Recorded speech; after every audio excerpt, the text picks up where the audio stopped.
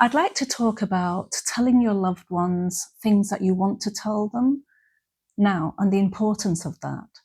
But before we delve into that topic, I would like to introduce myself. I'm Ghazala at the Heart and Soul Cafe. If you've been here before, thank you so much for coming back.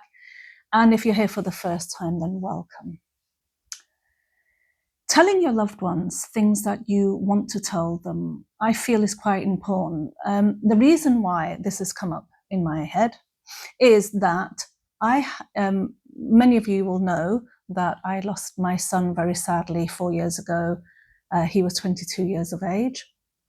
And as a result of that, I've volunteered for a charity for the last 3.5 years where I counsel women who have also experienced child loss. And many of them say to me, actually, probably all of them at some point have said, if only I had said this. Did they know that I loved them? Did they, did they know how much they meant to me? I wish I had said this. I wish I had said that.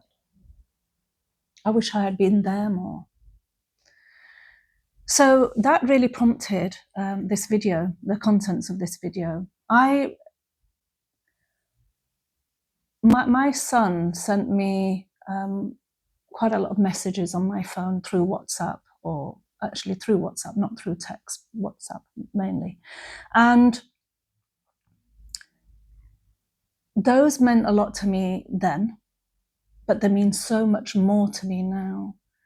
Just little messages such as on Mother's Day, you're the best mum in the world, etc. It's probably a lot, sort of messages that most kids send their mums on Mother's Day.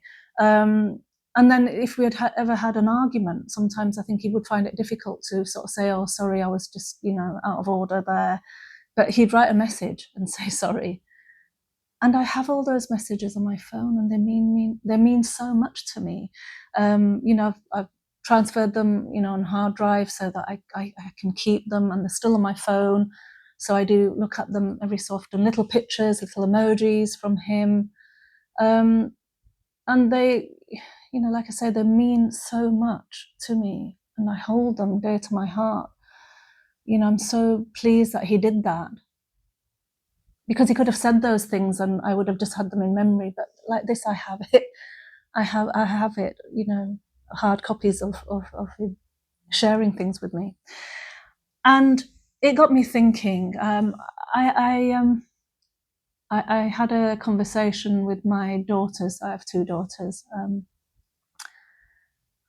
And we were talking about precious sort of moments and times that they remember from their childhood when they were, when there were 3 kids together and there was the 5 of us.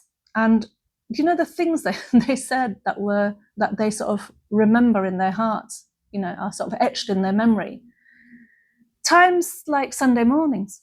They loved Sunday mornings. So that was the only day that my husband actually had off from work as they grew up. Although he didn't work really, really long hours. It's not that they never saw him. He'd be back at, from work at 6, between 6 and 7. So he'd spend some time with them in the evening, before they went to bed. But Sundays was a day where, we were just all at home. And they remembered things such as we would make breakfast in, let's say if we were making an omelette, we'd make a massive omelette in a big pan and put it in the middle of the dining table, and all 5 of us would sit round and eat together. And those are the things that they remembered. And it was just those lovely times where you just chatting, giggling, enjoying each other's company. No one's on their phone. No one has to rush off for work or take a call. We were just chilling and just relaxing, and hours would go by. We would still be sat around the dining table talking and having these, lovely conversations about, I don't know, just about life, or about, I maybe was sharing something about my childhood, or my husband might be sharing something about his, and the kids would be really interested in sort of knowing about those things. So it's just those lovely times. Another time that they'd remember, that they mentioned that they'd always remember, is some Saturday evenings we would all bring our mattresses. Silly. We'd all bring our mattresses down and put them on the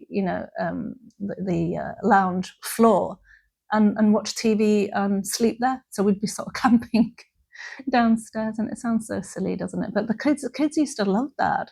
And, you know, we'd have little snacks and watch some telly. It wasn't important what we were watching. It was just that time of just chilling and not, you know, having a care in the world and just spending time together. And those are the things they remembered, not the expensive holidays that we took them on or anything like that, or any outfit that we might have bought them or anything materialistic. No, they don't, you know, that wasn't important.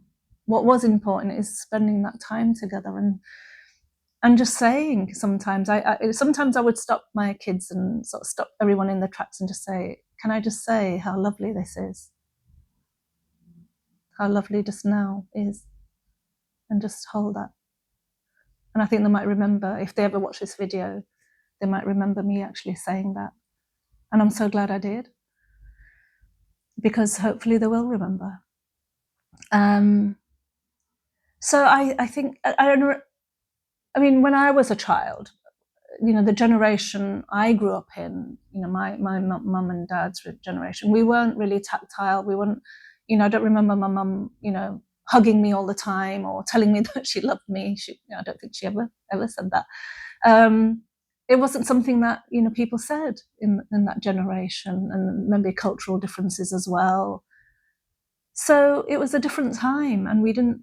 But then, did I know that she loved me? Of course I did. There wasn't any doubt about that. We all knew that we loved each other, but we didn't really say it. And whereas, you know, we say that to our children, and we've said that to our children. We say it, you know, quite a lot. I don't think it's such a good idea saying it too much and saying it, you know, 4 times a day, because I think it takes the magic out of those words. You know, they can almost be, you're so used to hearing them all the time that I feel, anyway, this is my personal opinion, that it sort of takes away some of the weight of certain words and the impact it's going to have. So I think when you feel it and you feel like saying that you love somebody, it's to say it and not hold back. And sometimes we do that. And I think we shouldn't. I think we should just, you know, take that moment and just say what we want to say.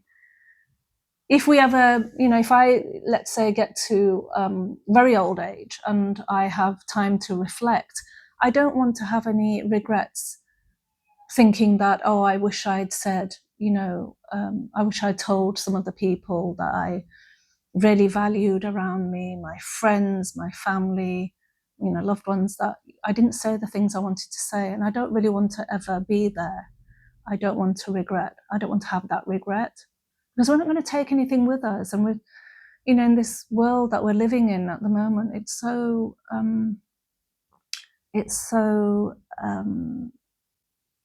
you know, we want everything sort of instantaneously, and it's such a materialistic world. And, you know, we're not going to take anything with us when we leave this life and we leave this world. But I think we are going to take our consciousness and the love that we have for each other and those emotional connections. And I think those are some of the things that we probably will take, if we're taking anything. I'd like to think that that's what we're taking. So it really is all about connection and about making those meaningful connections and holding those relationships sacred, and telling each other how important we are. Even if it's a colleague at work that did something for you and you sort of think, well, I didn't really say thank you. Well, just write a message, you know, send a message saying, oh, do you know the other day when you did such and such and such? I just wanted to say thank you. I didn't say it then, but I'm just, you know, I really appreciate it. And I think that just sort of says everything. I think it's so important. We're so quick at criticizing each other and letting people know that, well, where you might have, oh, you let me down, and I was expecting this and I was expecting that, and you didn't carry through.